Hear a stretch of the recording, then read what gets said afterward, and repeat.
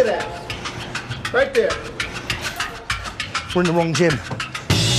He could be anywhere, but the next big beef emporium is only yards away, and it's a famous one. I think this is where Schwarzenegger used to hang out. Did he used to train here, Schwarzenegger? Excuse me, sir, have you seen Lee Curreri by any chance? Who? Do you know Lee Curreri? No. Bruno Martelli from Fame? Play the piano? No? No. Okay. Yeah, I do. Lee Curreri, a.k.a. Bruno Martelli. Where are we going? In here, do you think? In here? Try in here? This place is huge. Hi. Hello. How are you?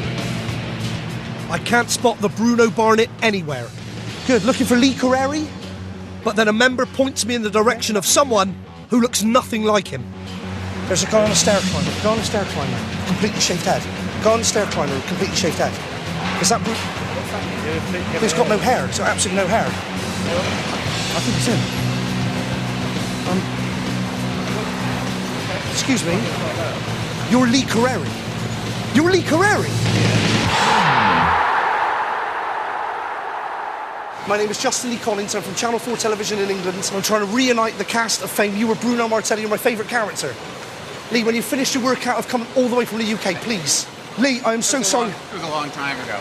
Lee, would you maybe agree to come with me and have a cup of coffee and have a conversation about being in Fame, please? God, you should just call it Let Go of Fame. No! I mean, it's really been a long, I mean, it's really old hat, you know. Please, come all the way from the UK, please. Okay, all right, I'll do it. Lee Curreri, everybody, a.k.a. Bruno Martelli. Woo!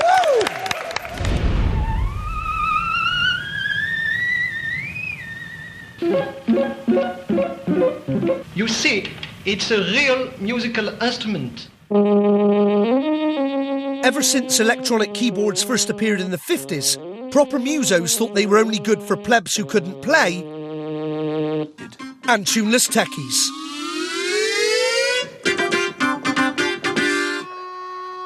That battle between modern and traditional music was a big storyline in Fame. Does he want to be a musician or an airline pilot? And provided us with one of the most entertaining double acts on TV. Stuffy Swarovski, a.k.a. Albert Haig, and big-haired rebel Bruno Martelli. You going to play all by yourself? You don't need anybody else. That's not music, Martelli. That's masturbation.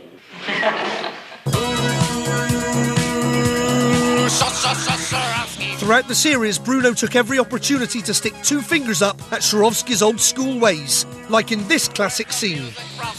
They basically said, look, you're going to be in a room and you're going to be making fun of Swarovski with your friends. Can you write a song for that? And, you know, so I fired up the Lynn drum and my synth and came up with a Swarovski song. And he comes in behind you in the scene and you don't realise that he's there. Right. Everybody listen to the music of Tchaikovsky.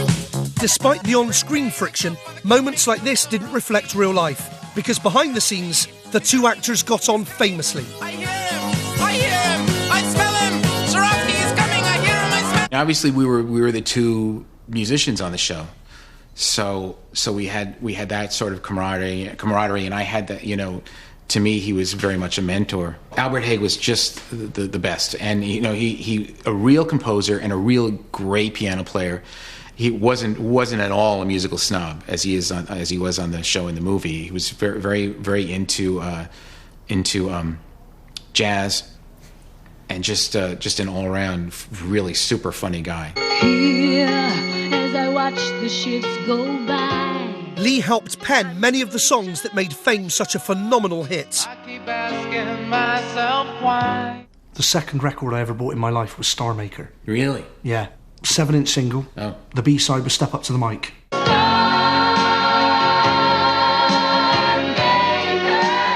This chart topper was written for an episode about a teacher retiring from the school.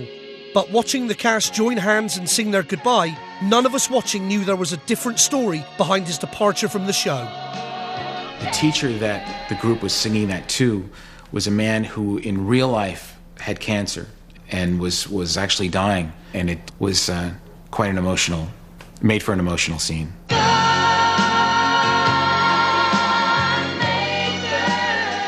For Lee, the huge workload of composing, acting and performing songs like these was immense.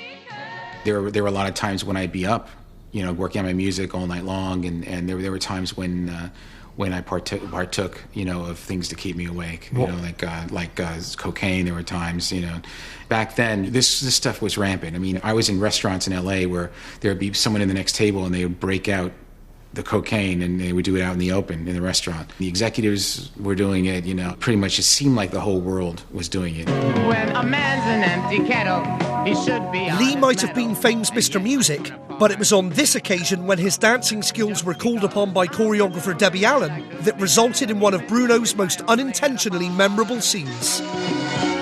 I thought that I had the step. There was a simple little step, and I thought that I had it down, but she was still rehearsing us.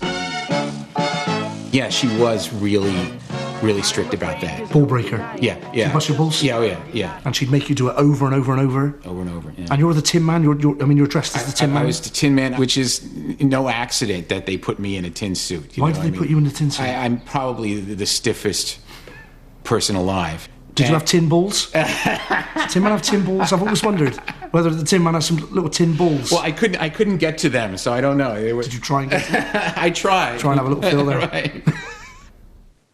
I'll see you around. Despite being one of the most popular characters, Lee left the series early. This was the moment when thousands of fans were crying into their hankies as Bruno said a fond farewell to fame. In this school. But his real feelings about leaving were the total opposite of these emotions, as behind the scenes, Lee was fighting a losing battle with producers over his music. I thought it was very important that if I played the piano, that it was really me playing. There were situations where there would be felt muting the piano strings, and a sound person would say to me, okay, we're going to do this playback, and you mime to the playback. I'm a piano player. I'm like, take the felt out of the piano and let me sit down and play the goddamn piano. I mean, that's what I do. Why would I mime this? Why do you need to have this be fake? They figured out that whenever I played the piano and I played a few chords, that was intellectual property. So someone else wanted that money. So they kept on trying to make me mime these chords. Because of this struggle and this fight, Lee, do they kind of have you marked then as someone who was being difficult? Oh, sure. They didn't want to deal with creative issues with anyone. I thought that was kind of sad because here the exuberance of the show is based on the talent of these actors. They were really dancing, they were really playing. And that was I think that was a big selling point and a big point of enthusiasm for the audience. Was that it wasn't a big fake deal. Lee, will you come to my fame reunion? I'm gonna have to. Can I call you on that? Yeah, you can. Well, I'll leave you my number. Please have a think about it, and I'd love you to be there. Yeah, I'll get back to you. If you don't come, I'll kill myself. About that. Don't do that. I'll shoot myself in the face. It's not worth it. Yeah, I will. Yeah. Please don't. Yeah. And I'll leave a note. And all right, I'll go.